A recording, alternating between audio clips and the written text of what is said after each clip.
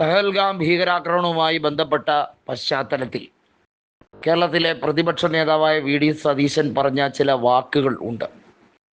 വലിയ തോതിൽ അതിനെ വളച്ചൊടിക്കാൻ കേരളത്തിലെ സംഘപരിവാർ നേതാക്കൾ ശ്രമിച്ചുകൊണ്ടേയിരിക്കുകയാണ്. പ്രത്യേകിച്ചും വർഗീയത മാത്രം വിളമ്പി ശീലമുള്ള ശശികല അടക്കമുള്ളവർ ഇപ്പോൾ രംഗത്തെത്തുകയാണ്. വി.ഡി. സതീശൻ നടത്തിയ പ്രസ്താവന ഹിന്ദു സമൂഹത്തിന് നിരക്കാത്തതാണ് എന്നൊക്കെ പറഞ്ഞ് അങ്ങ് തുടങ്ങി. വാസ്തവത്തിൽ അവിടെ ഭീകരവാദികൾ അവിടെ നടത്തിയ വെടിവെപ്പുമായി ബന്ധപ്പെട്ട സംഭവത്തിൽ മതം ചോദിച്ചിട്ടില്ല എന്നുള്ള അഭിപ്രായമാണ് അവിടെയുള്ള ചിലർ പറയുന്നത്. മാത്രമല്ല, അവിടെ ഒരു കുതിര സവാരിക്കാരനായ ഒരു വ്യക്തി അവിടെയുള്ള ടൂറിസ്റ്റുകളെ രക്ഷപ്പെടുത്താൻ നടത്തിയ ശ്രമത്തിൽ അദ്ദേഹം വെടിയേറ്റ് മരിച്ചു എന്നുള്ളതും സ്ഥിരീകരിക്കപ്പെട്ടിരിക്കുകയാണ്. അദ്ദേഹം ഒരു മുസ്ലിം മതവിഭാഗക്കാരനാണ്. അപ്പോൾ മുസ്ലിം മതവിഭാഗത്തോട് കാണിക്കുന്ന അസഹിഷ്ണുത അത് കൃത്യമായും ഭീകരവാദികൾക്ക് ആ മതമാണ് എന്ന് പറഞ്ഞുകൊണ്ട് മുസ്ലിം മതത്തെ മൊത്തത്തിൽ അടച്ചാക്ഷേപിക്കാൻ വേണ്ടിയുള്ള ശ്രമമാണോ എന്ന പ്രതിപക്ഷ നേതാവിൻ്റെ കൃത്യമായ ചോദ്യമാണ് ഇവിടെ ഉള്ളത്. കേരളം മതേതരത്വം കൃത്യമായി കാത്തു സൂക്ഷിക്കുന്നൊരു നാടാണ്. അതുകൊണ്ടാണ് സംഖ്യകൾക്ക് ഇതൊരു വിളനിലമാകാതിരിക്കുന്നത്. ഈ രാജ്യത്ത് പുൽവാമ ഭീകരാക്രമണം ഉണ്ടായിട്ടുണ്ട്. അത്തരത്തിലുള്ള പല സംഭവങ്ങളും നടക്കുമ്പോഴും സഹിഷ്ണുതയോടെ കേരളം മതസൗഹാർദ്ദത്തിൻ്റെ പേരിൽ എന്നും ഒത്തൊരുമയോടെ നിലനിന്നിട്ടുള്ള നാടാണ്. ബാബറി മസ്ജിദ് കലാപ സാഹചര്യത്തിലും ആക്രമിക്കപ്പെടുന്ന സാഹചര്യം വന്നപ്പോഴും ഇവിടെ മതനിരപേക്ഷ കേരളം എടുത്ത ഒരു മനോഭാവം രാജ്യത്തിന് തന്നെ മാതൃകയാണ്.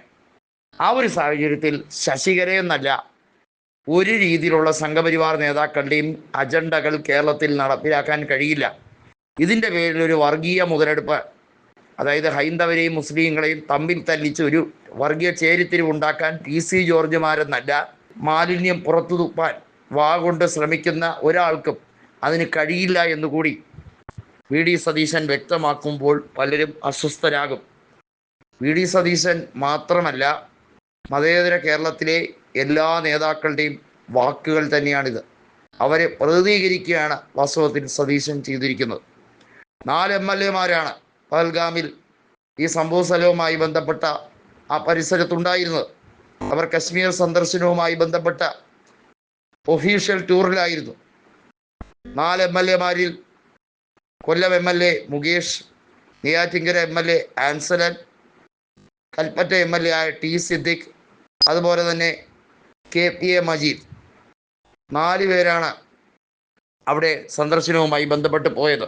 അവർ കൊല്ലപ്പെട്ടവർക്ക് ആദരാഞ്ജലി അർപ്പിച്ചുകൊണ്ട് അവിടെ തന്നെ തമ്പടിച്ചിരിക്കുകയാണ്.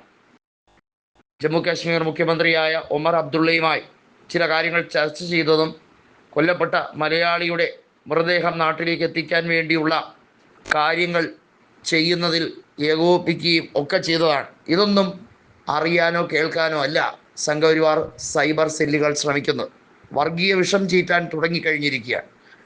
അതിന് എല്ലാ രീതിയിലും കേരളത്തിലെ സംഘപരിവാർ അനുകൂല ഓൺലൈൻ മീഡിയകളും അതുപോലെ തന്നെ ചാനലുകളും ഒന്നിനു പിറകെ ഒന്നായി തുടങ്ങിക്കൊണ്ടേയിരിക്കുകയാണ്.